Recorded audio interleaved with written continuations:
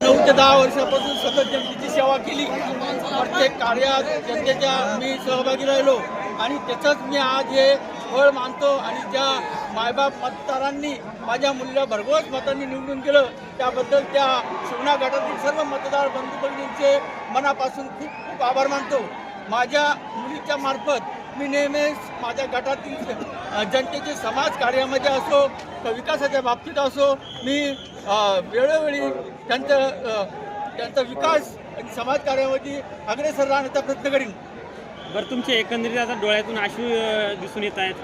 काय भावनिक काय आहेत? कारण कष्ट फार घ्यावं लागलेत असा अंदाज आहे का? कष्ट तर घ्यावंच लागतील. जर विजय आपल्याला खेचून आणायचा आहे तर कष्ट आम्ही घेतले खूप आणि आमच्या कार्यकर्त्यांना मी खूप खूप धन्यवाद देतो. त्यांनी खूप खूप कष्ट घेतले. माझ्यापेक्षाही रात्रंदिवस त्यांनी मेहनत घेतली आणि माझ्या सिंहाचा वाटा माझ्या ज्या पाठीमागं खंबीरपणे जे कार्यकर्ते उभे राहिले त्यांना मी देतो. बरं, एकंदरीत आता तुमच्या त्या सर्कलमध्ये काही बऱ्याचशा जे तुमच्या विरोधकांनी जो प्रचार केला त्याला काय उत्तर असाल पुढे? माझ्या विरोधामध्ये प्रचार करण्यासारखा त्यांच्याजवळ बिलकुल मुद्दा नव्हता. कारण की मी कोणत्याही व्यवसायामध्ये म्हणा किंवा त्यांच्यासारखे जे धंदे करतात त्याच्यामध्ये माझ्यावरती कोणत्याही प्रकारचा डाग लावू शकत नाही. माझा जो व्यवसाय आहे मिरचीचा, मी मिरचीचा व्यवसाय 2006ला सुरू केला. त्या व्यवसायामधून मी हजारो शेतकऱ्यांचे संसार मोठे केले, लखपती केलं, त्यांचे घरदार झाले, त्यांची जमिनी झाल्या आणि ते सुखी आयुष्य जगतात.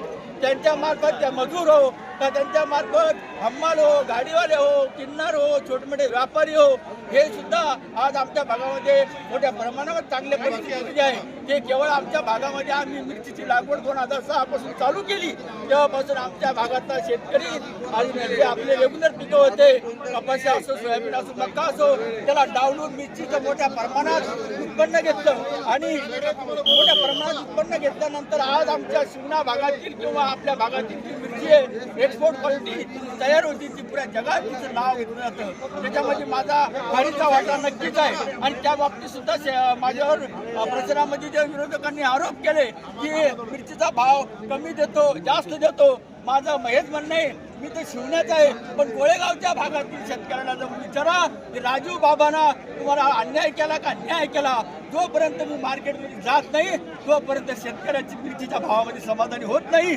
मी शेतकऱ्यांना न्याय देण्याचा प्रयत्न करतो. शेतकऱ्यांना मिरचीच पावडर कोणच्या डोळ्यात फेकली? त्यांच्या डोळ्यात फेकली विरोधकांच्या.